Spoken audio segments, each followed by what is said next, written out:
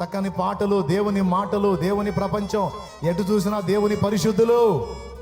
4 దినాలు భూమి మీద పరలోక ఆనందం అనుభవించేటువంటి అద్భుతమైనటువంటి టైం ఫిబ్రవరి 20, 21, 22, 23 గురు శుక్ర శని ఆది. చెప్పండి, అందరికీ చెప్పండి, సిద్ధపడండి. మీరు ఎక్కడెక్కడ ఎవరెవరికి ఏ విధంగా సమాచారం ఇవ్వగలుగుతారో ఆ విధంగా అందరికీ సమాచారాలు అందించండి. సిద్ధపడి మీ కుటుంబీకులకు కూడా కబుర్లు చేసుకోండి. 4 దినాలు మా పండుగలు జరగబోతున్నాయి. ఆ పండుగల్లోకి రావచ్చు, మీరు కూడా అని ఆహ్వానించండి. దేవునికి స్తోత్రం కలుగును గాక. మా పండుగలు కూడా చూతురుగా రమ్మని పిలవచ్చు. ఆమేన్. అది కృప మనందరికీ తోడై ఉండును గాక. ఆమేన్. హల్లెలూయా. సేవలోనైనా జీవితంలోనైనా మన శరీరానికి సంబంధించిన ఆరోగ్య విషయంలోనైనా మనం ఎదుర్కొంటున్న సమస్యల విషయంలోనైనా సైతాన్ గడు భయపెడతాడు. అలలు లేపి అయిపోయింది, అబ్బో అది కష్టం, ఇది కష్టం, అబ్బో అది కష్టం, నిద్ర పట్టుకుని చేస్తాడు వాడు. అవన్నీ దూది గింజలను కొండరాళ్ళుగా చూపిస్తాడు వాడు. మోసపోవద్దు. కొండ వంటి దేవుడినేమో దూది పింజలాగా చూసి, దూది పింజ లాంటి సమస్యనేమో కొండలాగా చూసి, ఏంది సైతాన్ చేసే మోసం కాదు. ఏం లేదండి, వాడు నీకు కూడా అదే ఇస్తాడు. ఏంటి ఇందా చూసి దుర్భిణి ఏమండి, దూరదర్శిని అని కూడా అంటారు దాన్ని. అది నీకు ఇస్తాడు. ఇచ్చి నీ సమస్యకి వెళ్ళి, లేదా నువ్వు స్ట్రగుల్ చేస్తున్న ఈ విషయం ఏదైనా సరే దానికి వెళ్ళేమో భూతద్దం పెడతాడు. అప్పుడు నీకు అది ఎట్లా కనపడిద్ది? దూది పింజ కూడా ఎట్లా కనపడిద్ది? నేను చెప్పేది నిజం, అది సీరియస్గా తీసుకోండి, లేకపోతే తేడా పడతారు. ఇక నా సంబంధం లేదు, నేను చెబుతున్నా. దేవుడికి వెళ్ళేమో చిన్న అద్దం పెట్టి చూపిస్తాడు వాడు. దేవుడికి వెళ్ళి చిన్న అద్దం అంటే ఇందాక నేను చూపించానే, వాడు అంత మనిషి, వాడు ఉన్న ఇల్లు కూడా చూడు ఎంత కనపడుతుందో, ఇంత కనపడుతుంది ఇంత అద్దంలో. దేవుడికి వెళ్ళి చిన్న అద్దం చూపిస్తాడు, వాడు నీ సమస్యకి వెళ్ళి భూతార్థం పెట్టి చూపిస్తాడు. ఇప్పుడు నువ్వు చూస్తే ఎట్లుంటుంది? దేవుడేమో నీకు కొంచెం కనపడతాడు, సమస్య ఏమో దాన్ని బట్టి ఇక నువ్వు అనుకుంటుంటావు అన్నమాట. ఏమో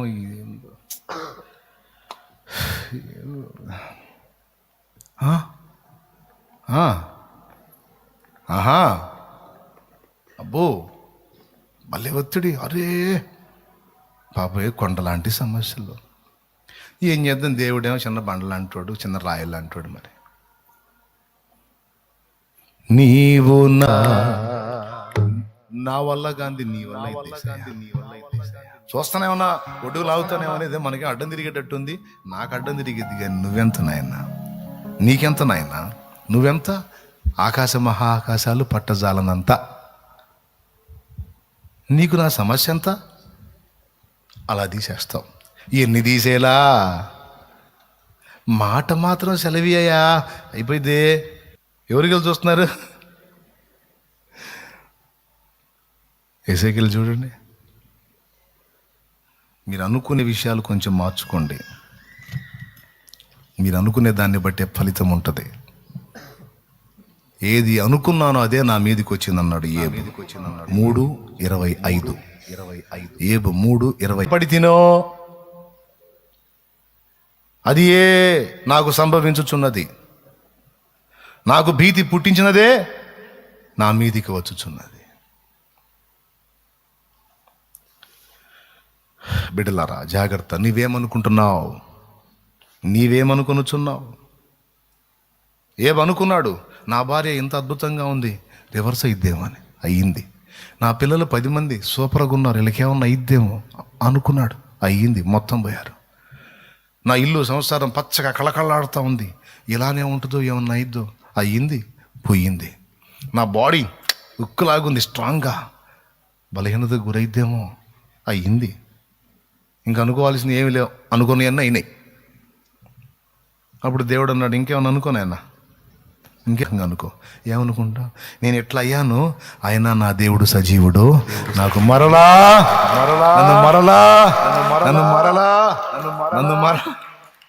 బాగు చేస్తాడు. నేను కోల్పోయిన వాటికి ప్రతిగా 2 నాకు. ఫస్ట్ అనుకున్నాడు ఈ బోద్దేమో, అది బోద్దేమో, ఏ యుద్ధం, ఇది యుద్ధం అని. చివరికి అనుకున్నదంతా అయింది. మొత్తం ఎఫెక్ట్ అయింది. చివరికి ఇక ఇప్పుడు అలా అనుకోకుండా ఇప్పుడు ఇంకొక టైపులో అనుకుంటున్నాడు. ఏంటి తెలుసా? నా దేవుడు రెండంతలుగా నాకు తిరిగి మేలు, జలములలో పడి నేను దాటి వెళ్ళినప్పుడు అవి నా మీద, అగ్నిలో నేను నడిచిన నేను కాలి పోను, నేను నా దేవుణ్ణి మళ్ళా చూస్తాను. నా దేహం అంతా ఈ ఛిద్రమైపోయినా సరే మళ్ళా తిరిగి నేను పూర్వస్థితికి వచ్చి మళ్ళా నా దేవుణ్ణి నేను చూస్తాను. శోధించబడిన మీదట నేను శుద్ధ సువర్ణం అవుతాను, తిరిగి నేను ప్రకాశిస్తాను. పూర్వపు వైభవానికి మించిన వైభవం నా దేవుడు నాకు ఇస్తాడు. దేవుడు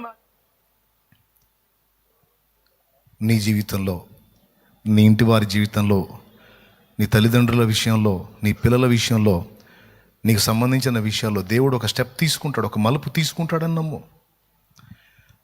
దేవుడు కార్యం చేస్తాడు, ఏదో ఒక స్టెప్ తీసుకుంటాడు, ఏదో ఒక కార్యం చేస్తాడు నా దేవుడు.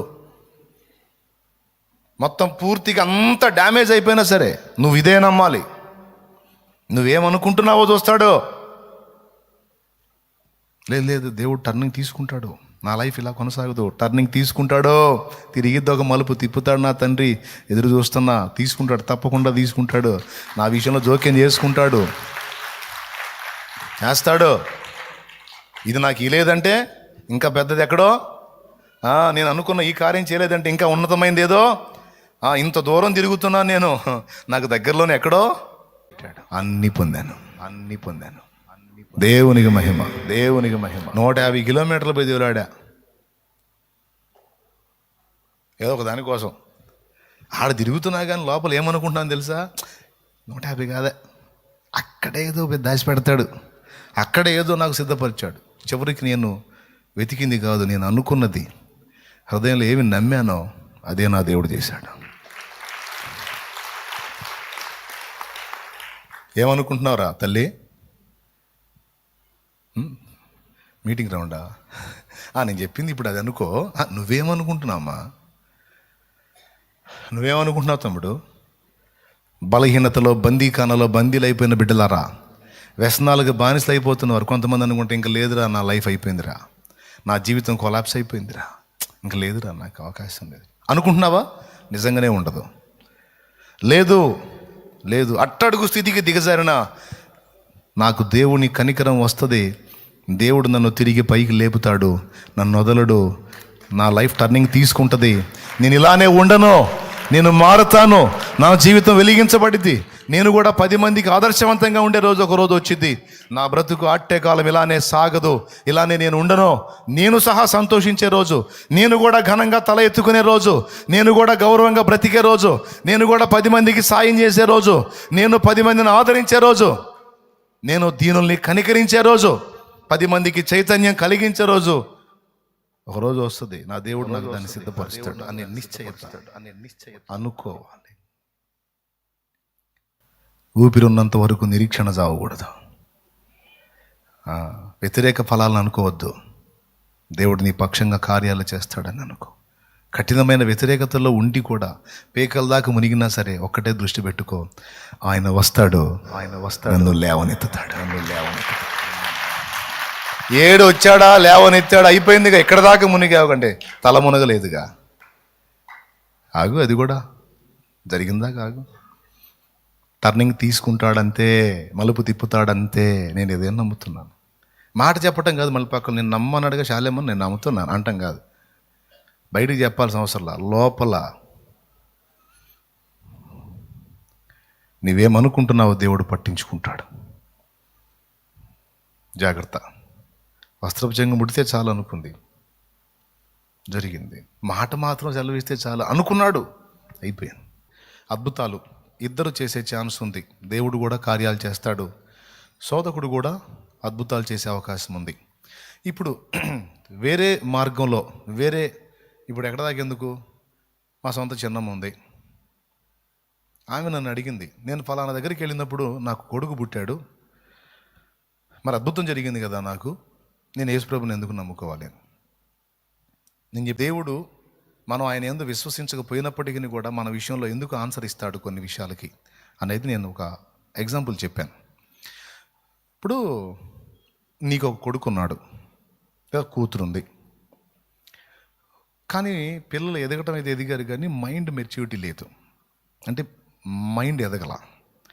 ఎవరు సొంతమో ఎవరు పరాయో, ఏది నిజమో ఏది అబద్ధమో తేల్చుకోలేని స్థితిలో ఉన్నారు.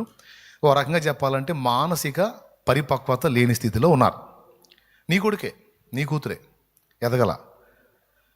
వాళ్ళు ఆకలికైనా దాహానికైనా నిన్నడిగి నీ దగ్గర పొందాలి, కానీ అసలు నిన్ను గుర్తించే పొజిషనే వాళ్ళకి లేదు. వాళ్ళు ఏం చేస్తున్నారు, ఊరు బయటికి పోయి ఒక చింత చెట్టు చూసి వాడికి ఆకలైనా దాహమైనా పోయి చింత చెట్టును అడుగుతున్నాడు. చెట్టు చెట్టు అమ్మా ఆకలి అవుతుంది, చెట్టు అమ్మా నీళ్ళు అని అడుగుతున్నాడు. చెట్టును అమ్మ అంటున్నాడు, చెట్టు నాన్న అంటున్నాడు, చెట్టు ముందుకు పోయి గందరగోళం చేస్తున్నాడు. ఇప్పుడు నీకేమనిపించింది నీ బిడ్డ నా కండిషన్లో చూస్తే? దుర్మార్గుడా, కన్న తల్లిని నేను నన్ను వదిలిపెట్టి ఊరు బయట ఉన్న చెట్టు దగ్గరికి వెళ్ళి అడుగుతావా? ఆ చెట్టే ఇచ్చిద్ది, తీసుకోరా. ఆ చెట్టే ఇచ్చిద్ది, తీసుకో.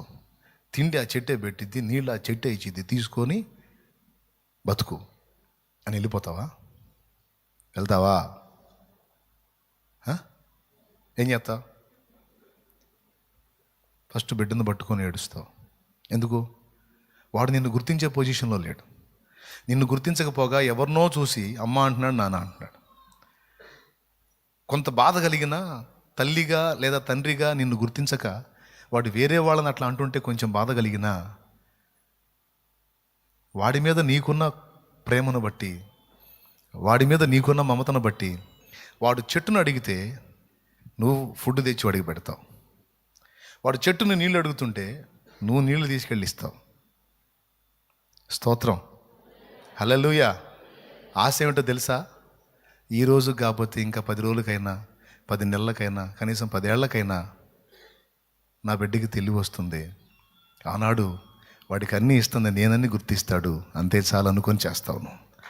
ఈ జీవిత కాలానికి వాడికి తెలివి రాకపోయినా నీ బాధ్యతను నువ్వు నెరవేరుస్తావు. వాడు నిన్ను అడిగాడా అడగలేదా కాదు, వాడు ఏ చెట్టు గుట్టకాడికి పోయి అడిగినా సరే నువ్వు కనికరాన్ని బట్టి సాయం చేస్తావు. అట్లాగా వెళ్ళకూడని స్థలాలకు వెళ్ళి అడగకూడని దగ్గర అడిగినప్పటికీ దేవుడు ఎందుకు సాయం చేస్తున్నాడో తెలుసా? చిన్నమ్మ, ఆనాడు గొడ్రాలు పిల్లలు లేనని నలుగురు అంటున్న మాటను బట్టి నీ హృదయం ఎంత ద్రవించి ఎంత ఆక్రోశించావో, నీ మీద కనికర పడింది నీ సృష్టికర్త. నువ్వు ఎక్కడెక్కడో తిరిగావు, వాళ్ళు కాదు చేసింది, నువ్వు గుర్తించలేదు. అయినా సరే తన ప్రేమను బట్టి నువ్వు గుర్తించావా గుర్తించలేదే, తన ప్రేమను బట్టి నీకు సాయం చేసిన వాడు మాత్రం సృష్టికర్త, ఆయన ప్రభువైన యేసుక్రీస్తు.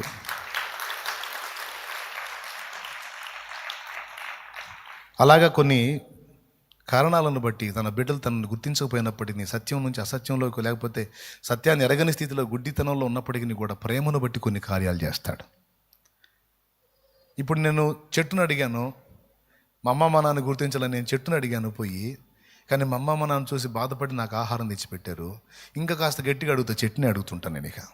ఎందుకంటే చెట్టును అడగంగానే నాకు ఫుడ్ వచ్చింది, చెట్టును అడగంగానే నాకు నీళ్ళు వచ్చింది, చెట్టును అడిగితే జలన్నీ వస్తున్నాయి. కానీ చేస్తుంది ఎవరు? చెట్టు కాదు, నేను గుర్తించని నా తండ్రి. Praise the Lord. ఇది కరెక్ట్గా మీరు మనసులో తీసుకుంటే చాలామంది అడిగే ప్రశ్నకు ఆన్సర్ ఇవ్వచ్చు. మీరు ఈ పాయింట్ అడుగుతారు చాలామంది, అనిలు అడుగుతారు, మరి అద్భుతాలు అక్కడేందుకు జరుగుతున్నాయి, ఇక్కడేందుకు జరుగుతున్నాయి అని. కాబట్టి దానికి ఆన్సర్ ఇది. కొన్నిసార్లు నీ బాధను బట్టి, నీ హృదయ వేదనను బట్టి ఆయన కనికరంతో నీకు తనను గుర్తించనప్పటికీ కూడా సాయం చేస్తాడు. కొన్నిసార్లు నిన్ను సత్యం నుంచి దూరం చేయడానికి, మోసం చేయడానికి శత్రువు కూడా కొన్ని అద్భుతాలు చేసి చూపిస్తాడు. దానివల్ల నువ్వు అబద్ధంలో కూర్చోవాలి, నీ ఆత్మ నాశనం అవ్వాలి. ఈ కారణాన్ని బట్టి కూడా నిన్ను దారి మళ్లించడానికి కూడా కొన్ని అద్భుతాలు సైతాను వాడుకునే అవకాశం ఉంది. కనుక మనకు సత్యానికి ఆధారం కావు. అందుకే నేను వాటిని హైలైట్ చేయను. వాక్యాన్ని హైలైట్ చేసే కారణం అది. ప్రజలు వాక్యం మీద డిపెండ్ అవ్వాలి. ఇక అద్భుతం జరిగినా జరగకపోయినా విశ్వాసం భ్రష్టు పట్టదు. విశ్వాసం అద్భుతాలు జరిగితేనే ఉండేటట్టయితే, అద్భుతాలు జరగనప్పుడు విశ్వాసం స్పాయిల్ అవుతుంది. రేపు మహాశ్రమల్లో చాలామంది విశ్వాస భ్రష్టులై ముద్ర ఎంచుకుంటారు. కానీ నేను మిమ్మల్ని ఎట్ట తయారు చేయాలనుకుంటున్నాను తెలుసా? అద్భుతం జరిగినా జరగకపోయినా, కార్యం జరిగినా జరగకపోయినా, సత్యవాక్యాన్ని చేతబట్టి సత్యం కోసం చిత్రహింసను అనుభవించైనా సరే విశ్వాసాన్ని కాపాడుకొని మంచి పోరాటము పోరాడి తిని, నా పరువు కడముట్టించి తిని, నా విశ్వాసము కాపాడుకొంటిని, ఇక మీదట నా కొరకు నీతి కిరీటం ఉంచబడి ఉన్నది అని చెప్పే పౌలు వంటి వారుగా మీరు నేను మనం ఉండాలని, ఆ విధంగా మిమ్మల్ని తయారు చేయాలని నా తీర్మానం. నా బిడ్డలో చాలామంది అద్భుతాల మీద డిపెండ్ అవ్వరు. అయినా కాకపోయినా, కార్యాలు జరిగినా జరగకపోయినా, లేనివి వచ్చినా ఉన్నవి కోల్పోయినా యేసును మాత్రం వదలరు అంతే. నా బిడ్డలను అలా పెంచడానికి నేను నిర్ణయించుకున్నాను. అలాగని నా బిడ్డలకి అద్భుతాలు జరగకుండా నా యేసయ్య ఎన్నో కార్యాలు చేశాడు. ఆదివారం రిపోర్ట్స్ తీసుకొని నిలబడే వాళ్ళు చాలామంది. కాబట్టి అద్భుతాలు మనకు ఆధారం కాదు, సత్యమే మనకు ఆధారం. సత్యం ఏం చెబుతుందంటే యేసే రక్షకుడు, యేసు నామంలోనే రక్షణ, యేసే మనం ఆశ్రయించదగ్గ ఆశ్రయపురం.